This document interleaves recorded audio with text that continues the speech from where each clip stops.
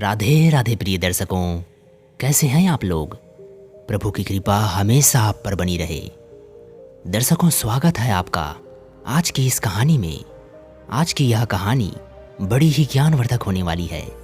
आज की इस ज्ञानवर्धक कहानी को आप लोगों को पूरा सुनना है और अपनी औलाद को आप लोगों को इस कहानी में बताई गई जो बातें हैं वो अवश्य ही सिखानी चाहिए।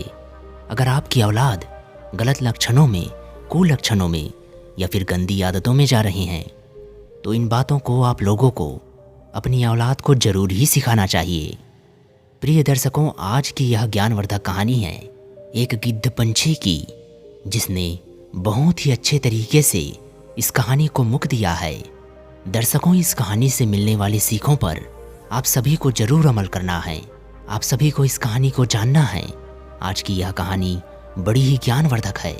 तो प्रिय दर्शकों, अगर आपने हमारे इस चैनल को सब्सक्राइब नहीं कर रखा है तो चैनल को सब्सक्राइब कर दीजिए, क्योंकि हम आपके लिए ऐसी ही ज्ञानवर्धक व प्रेरणादायक कहानियाँ लाते रहते हैं।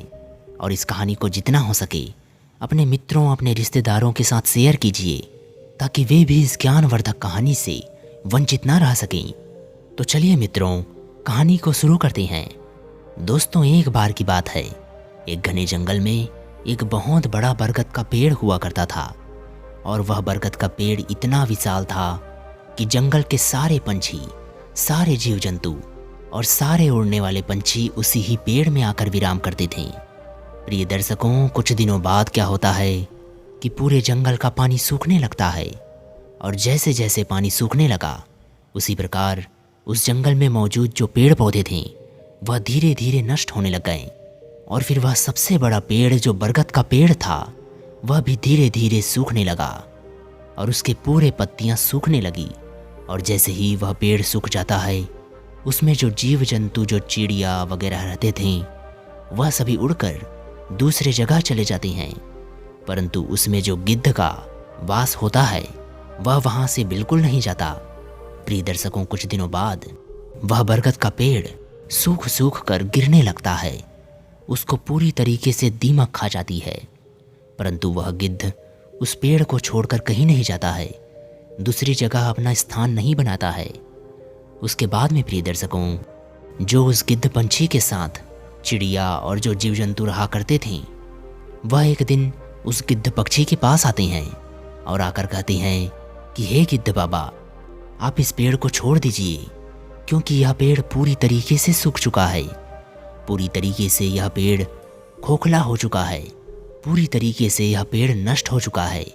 अगर आप इसमें स्थायी वास बनाओगे तो यह पेड़ गिर जाएगा और इसके साथ ही आपकी मृत्यु भी हो सकती है और आपके साथ बहुत बुरा हो सकता है।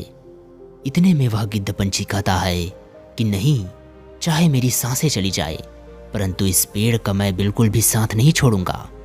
इस पेड़ पर मेरा जन्म हुआ है और इस पेड़ पर ही मेरा मरण भी होगा। चाहे कुछ भी हो जाए, परंतु मैं इस पेड़ को नहीं छोड़ूंगा। प्रिय दर्शकों, इसके बाद में वे सारे पंछी बहुत ज़्यादा विलाप करते हुए और उस गिद्ध पंछी से विनय निवेदन करके वापस लौट जाते हैं और दूसरे दिन फिर से आते हैं और फिर उस गिद्ध पंछी से कहते हैं कि गिद्ध बाबा, आपसे हम फिर कह रहे हैं कि आप इस जगह से अपना स्थायी वास हटा लें और हमारे साथ चलिए, क्योंकि यह पेड़ गिरने वाला है और इससे आपको क्षति पहुंच सकती है। परंतु वह गिद्ध मना कर देता है। गिद्ध के ना मानने पर सभी पंछी इंद्रदेव के पास चले जाते हैं और जैसे ही वे सब पंछी इंद्रदेव के पास जाते हैं तो इंद्रदेव से कहते हैं कि महाराज इंद्र, हम सभी एक वन में रहते हैं और उस वन में पानी पूरी तरीके से सूख चुका है और वहीं पर हमारे वन में एक बहुत बड़ा विशाल बरगद का पेड़ है और उसी ही विशाल पेड़ में हम सभी जीव जंतु रहते हैं, परंतु हम सबसे बड़ी उम्र के एक गिद्ध बचे हुए हैं जिन्हें हम गिद्ध बाबा कहते हैं। जैसे ही उस पेड़ को दीमक खाने लगी तो हम सब ने अपना स्थायी वास हटाकर दूसरे जगह चले गए, परंतु हमारे जो गिद्ध बाबा हैं वो वहाँ से बिल्कुल नहीं हट रहे। वे वह बरगद का पेड़ नहीं छोड़ रहे हैं। अगर ऐसा ही चलता रहा तो कुछ ही दिनों में वह बरगद का पेड़ गिर जाएगा। उसे दीमक खा रही है और वह गिद्ध बाबा उसी पेड़ के साथ नीचे गिर जाएंगे और हो सकता है उनकी मृत्यु भी हो जाए।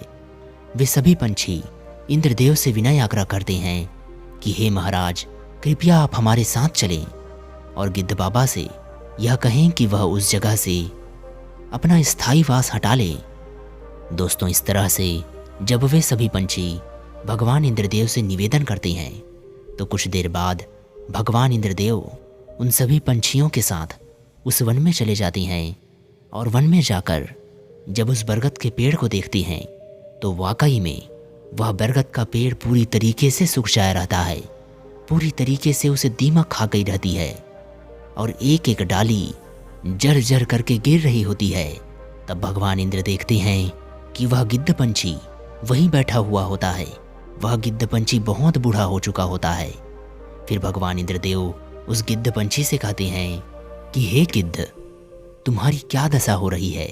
तुम्हें थोड़ा सा भी अंदाजा है कि जिस पेड़ में तुम स्थायी वास बना रखे हो, यह पेड़ पूरी तरीके से सूख चुका है, पूरी तरह खत्म हो चुका है, पूरी तरह से नष्ट हो चुका है। तुम इस पेड़ से अपना स्थायी वास हटा लो, वरना कभी भी किसी भी तरह का अनर्थ हो सकता है। गिद्ध पंछी कहता है कि हे महाराज इंद्र, अगर आपका हो गया हो तो मैं बोलूं। फिर वह गिद्ध पंछी बड़े ही मीठे शब्दों में, बड़े ही प्यार से इंद्रदेव से कहता है कि हे महाराज, मैं आपसे कुछ सवाल पूछूंगा और कुछ बातें आपको बताऊंगा। अगर मैं गलत हूं तो आप मुझे यहाँ से हटने का आदेश दे सकते हैं। इंद्रदेव कहते हैं कि बोलो। गिद्ध पंछी कहते हैं कि महाराज, जब मेरा जन्म हुआ तो मेरे माता और पिता मुझे छोड़कर स्वर्ग को सिधार गए थे और जब मैंने जन्म लिया तब से ही मेरा स्थायी वास इस बरगद के पेड़ पर है और जब से मैं छोटे से बड़ा हुआ तब से मेरा यह स्थायी वास इस बरगद के पेड़ पर ही है। मैं खेला भी इस पेड़ पर ही हूँ, बड़ा भी इस पेड़ पर ही हुआ हूँ।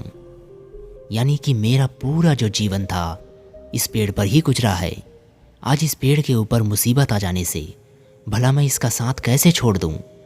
महाराज, अगर यह पेड़ मेरा जीवन बना सकता है तो आखिर मैं इसका जीवन कैसे बिगड़ने दे सकता हूँ? उसके बाद में भगवान इंद्रदेव गिद्ध की यह बातें सुनकर बहुत ज़्यादा प्रसन्न हो जाते हैं और भगवान इंद्रदेव गिद्ध से कहते हैं कि हे गिद्ध पंछी, मैं आपकी इन बातों से पूरी तरह से सहमत हूँ और प्रसन्न भी हूँ।